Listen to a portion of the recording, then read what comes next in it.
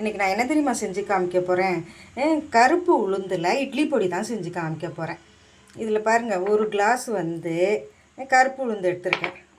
அதுலேயே அதே கிளாஸில் அரை கிளாஸ் கடலைப்பருப்பு. அது தேவையான பொருள் என்னென்னு பார்க்கலாம். கருப்பு உளுந்து ஒரு கிளாஸு, அதே கிளாஸில் அரை கிளாஸ் கடலைப்பருப்பு, ஒரு 20 காஞ்ச மிளகா, தேவைக்கேற்ப உப்பு, ஒரு கட்டி பெருங்காயம் கொஞ்சம் எடுத்துருக்கிறேன். பாருங்க, மிளகு ஒரு பெரிய ஸ்பூனில் ஒரு ஸ்பூன் மிளகு எடுத்துருக்கிறேன். 50 கிராம் எள்ளு எடுத்துருக்கிறேன். இது 200, இது ஒரு 100, 50 கிராம் எள்ளு எடுத்துருக்கிறேன். ஒரு கைப்பிடி அளவு கருவேப்பிலை எடுத்துருக்கிறேன். அலசிட்டு கொஞ்சம் நேரம் ஃபேன் காற்றுல வச்சு எடுத்துருக்கிறேன். இதுதான் இதுக்கு தேவையான கருப்பு உளுந்து பொடிக்கு, இட்லி பொடிக்கு தேவையான பொருட்கள்.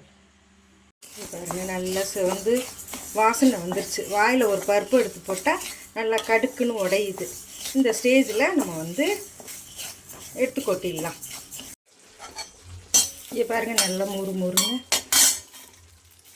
நல்லா வறுபட்டுருச்சு. இன்னும் ஒரு நிமிஷம் பார்த்தோம்னா, கையில் இது பண்ணி பார்த்தோம்னா அப்படியே உடையணும். அந்த தான் பார்த்துவோம். பாருங்கள், எள்ளு மிளகு ரெண்டையும் ஒன்றா போட்டு எள்ளு மிளகு அது உப்பு எல்லாத்தையும் ஒன்றா போட்டு வறுத்துக்கலாம்.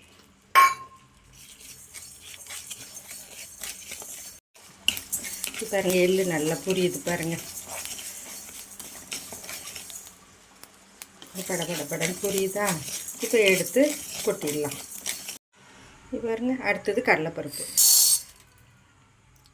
எதுவும் எண்ணெய் ஊற்றக்கூடாது. எண்ணெய் ஊற்றி வறுத்தா ரொம்ப நாளைக்கு வச்சுருக்க முடியாது. எண்ணெய் சிக்கு வாசனை வந்துடும். அதனால் அந்த பெருங்காயம் மட்டும் வறுக்கிறதுக்கு மட்டும் கொஞ்சோண்டு எண்ணெய், அதிலே மிளகாய் வறுத்துட்டேன். கடலைப்பருப்பு நல்லா செவந்துருச்சு. இப்போ இதையும் அந்த தட்டில் ட்ரான்ஸ்ஃபர் பண்ணிடலாம். கொஞ்சமாக நல்லெண்ணெய் ஊற்றிட்டு இந்த பெருங்காயத்தை வறுத்துக்கலாம். பெருங்காயம் நம்ம எடுத்து வச்சுருக்கோம்ல, அதை வறுத்துக்கலாம். நல்லா இது பண்ண வறுத்துக்கலாம். இப்போ பாருங்கள், பெருங்காயம் நல்லா புரிஞ்சிருச்சா? இப்போ அதை எடுத்துடலாம். எடுத்துட்டு அடுத்தது மிளகாய் வறுத்துக்கலாமா? பருப்பெல்லாம் நம்ம எண்ணெய் போட்டு வறுக்க வேண்டாம். அந்த இருந்த எண்ணெயிலேயே இந்த மிளகாய் வறுத்துருவோம். இங்கே பாருங்கள், எல்லாம் வறுத்தாச்சு. இப்போ ஃபேன் காற்றுல கொஞ்சம் நேரம் வச்சு ஆறின பிறகு நம்ம அரைச்ச பிறகு நான் உங்களுக்கு காமிக்கிறேன். இங்கே பாருங்கள், அரைச்சிட்டு வந்துட்டேன்.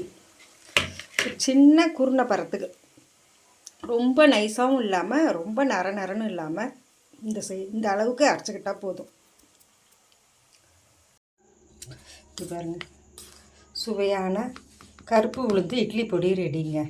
இந்த மாதிரி ஒரு கண்ணாடி பாட்டிலில் போட்டு வச்சுக்கிட்டோம்னா அது பாட்டுக்கு 1 மாதம் வரைக்கும் கூட இருக்குங்க. நான் 1 மாதத்துக்கு தேவை உள்ளது தான் அரைச்சிப்பேன். ரொம்பலாம் அரைச்சி வச்சுக்க மாட்டேன். மாதத்துக்கு ஒருக்கா அரைச்சி வச்சுப்பேன். பாருங்கள், அவ்வளோதான். இட்லிக்கோ தோசைக்கோ வச்சு நல்லெண்ணெய் ஊற்றி சாப்பிட்டா ரொம்ப அருமையாக இருக்குங்க.